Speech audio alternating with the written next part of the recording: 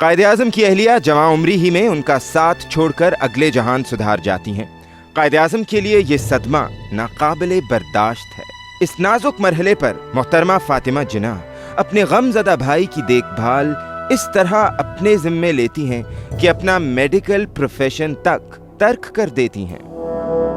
قائد اعظم کی اہلیہ کا انتقال ہو گیا تو یہ آ کے تو قائد اعظم کے ساتھ رہنے لگیں، کیونکہ قائد اعظم ایک تو مصروف بڑے تھے، ایک ان کو بہت اس سے دھچکا لگا ان کی اہلیہ کے انتقال کا، تو یہ پھر ان کو ذرا ایک تو ڈھارس بندھانے کے لیے، سنبھالا دینے کے لیے، اور دوسرا ان کے امور منصبی جو تھا اس میں ان کی ساتھ ایک قسم کی سہولت پیدا کرنے کے لیے ان کے پاس آئیں۔ ایک تو ان کے گھر کا سارا خیال رکھتی تھی، ان کے کھانے پینے کا، ان کی ادویات کا، کیونکہ آپ جانتے ہی ہیں کہ تو وہ علیل ہی تھے ان زمانوں میں بھی جب تحریک پاکستان جاری تھی، اور پھر قیام پاکستان کے بعد تو بہت زیادہ ان کی طبیعت خراب ہو گئی، اور یہ مادر ملت ہی تھیں جنہوں نے ان کی ہر چیز کا خیال رکھا۔ میں بڑی معذرت سے کہتی ہوں کہ ہماری قوم میں بڑے عجیب لوگ ہیں۔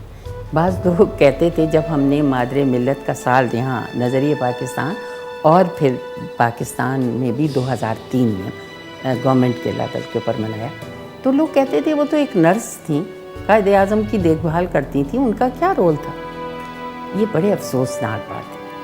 مادر ملت کا رول صرف اتنا نہیں تھا۔ مادر ملت وہ واحد خاتون تھیں، یا واحد مطلب انسانوں میں تھیں ڈاکٹر کے بعد، کہ جو جانتی تھی کہ قائد اعظم کی زندگی بہت تھوڑی ہے۔ اس زمانے میں ٹی بی کا مرض سمجھا جاتا تھا کہ یہ موت کو ہی کی طرف لے جا رہا ہے۔ اس کے باوجود انہوں نے قائد اعظم کی دیکھ بھال ایک ماں، ایک بہن کی طرح کی۔ برصغیر کے بعض علاقے ایسے ہیں جہاں عورتوں کو تحریک پاکستان کے لیے آمادہ کرنا کسی چیلنج سے کم نہیں۔ محترمہ فاطمہ جناح مگر یہ چیلنج بھی قبول کرتی ہیں۔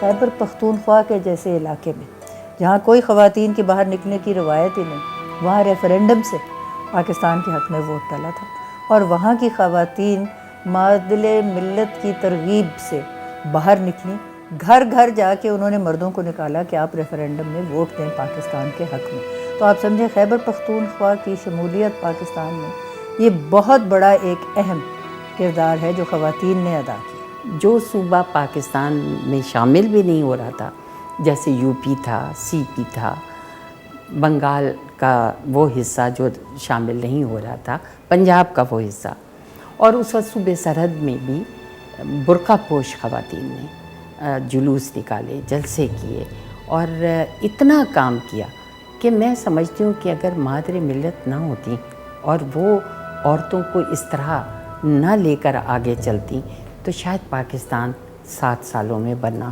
اتنا آسان نہیں تھا۔ تحریک پاکستان میں محترمہ فاطمہ جناح کا کردار خاموش کردار ہے۔ قیام پاکستان کے بعد شروع زمانے میں بھی وہ خاموش ہی نظر آتی ہیں، لیکن خاموشی کا ایک قفل ٹوٹ جاتا ہے جب وہ دیکھتی ہیں کہ پاکستان اس راستے سے بتدریج ہٹ رہا ہے جس پر اسے قائد اعظم نے گامزن کیا تھا۔ محترمہ فاطمہ جناح کا جنرل ایوب خان کے خلاف اپوزیشن کا متفقہ امیدوار بننا ایک سیاسی معجزے سے کم نہیں۔ کوئی ایسا ان کو چاہیے تھا شخص جس کے بارے میں کسی قسم کی کنٹروورسی نہ ہو، تو ان نے سب طرف چھان بین کر کے فیصلہ یہ کیا کہ مادر ملت، کیونکہ وہ قائد اعظم کی ہمشیرہ ہیں اور وہ تحریک پاکستان میں بھی شامل تھی اور بالکل غیر متنازع ان کی شخصیت ہے، تو ان کو جا کے درخواست کی کہ آپ قیادت کریں، تو وہ اس بات پہ راضی ہو گئی۔ بلکہ مجھے یاد ہے ان دنوں کا ایک جالب کا ہی تھا شعر، بچوں پہ چلی گولی ماں دیکھ کے یہ بولی، میں دیکھتی رہ جاؤں یہ مجھ سے نہ نہیں ہوگا، میدان پہ اتر آئی ایک برق سی تھرائی۔ ایوب خان کے حوالے سے لوگوں میں خوف تھا، ایک ڈر تھا کہ کسی پولیٹیکل پارٹی کے لیڈر ان کے سامنے صدارت کا انتخاب لڑنے کو تیار نہیں تھے، اور متفقہ طور پر سب کی سمجھ میں یہ آیا کہ مادر ملت کی جو سوچ و سمجھ ہے وہ قائد اعظم کی ہی سوچ ہے۔ کہنے والے کہتے ہیں کہ صدارتی الیکشن میں محترمہ فاطمہ جناح کی انتخابی مہم ایسی ہے کہ تحریک پاکستان کے دنوں کی یاد تازہ ہو جاتی ہے۔ गुलाब का फूल था निशान अयूब खान का, और मादरे मिल्लत का था लालटेन। और बड़ा हमने लालटेन कर चर्चा किया और इनके लिए मतलब कैंपेनिंग भी की, और जौक दर जौक लोग इनके जुलूसों में और जलसों में आते थे, बावजूद इसके कि उस दिनों में अयूब खान की हुकूमत थी। इत्तेफाक से उसी दिन मेरी गाड़ी सिली जानी थी, तो मैं लाहौर से सखर तक उस गाड़ी इलेक्शन कैंपेन में, तो अल्लाह अल्लाह अल्लाह, वो इलेक्शन कैंपेन ऐसी जो गाड़ी तो हर स्टेशन पे रुक जाती, लोग खम्भों पे चढ़ गए, गाड़ी के इंजन पे चढ़ गए, डब्बों के ऊपर चढ़ गए, इधर प्लेटफार्म पे चढ़ गए, इधर प्लेटफार्म पे चढ़ गए, कोई रुकने चलने की गाड़ी, बल्कि कई दफ़ा इंजन वालों ने वो डब्बे अलहदा करने पड़े।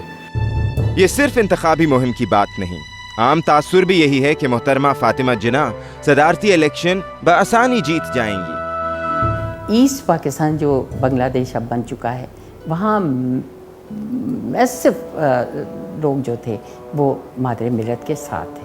पंजाब और यहाँ के सूबों के भी लोग बहुत हद तक उनके साथ थे, लेकिन वो जो हमारे यहाँ बिक जाने का एक अफसोसनाक पहलू है, उसने मतलब कुछ जाली काम हुआ और कुछ ख़रीदारी का हुआ, वो जहन में किसी के उस वक्त नहीं। अयूब खान ने बेसिक डेमोक्रेसी का सहारा लिया। अब बेसिक डेमोक्रेसी ये थी कि 40,000 अफराद जो थे वो एक नुमाइंदा जो थे उसको वो करते थे इलेक्ट। अगर ये एडल्ट फ्रेंचाइज जिसको कहते हैं कि हर एक के पास वोट का हक हो, उस हिसाब से होता तो कोई सवाल ही नहीं था कि अयूब खान जो था वो कामयाब होता, उसने तो हारना ही हारना।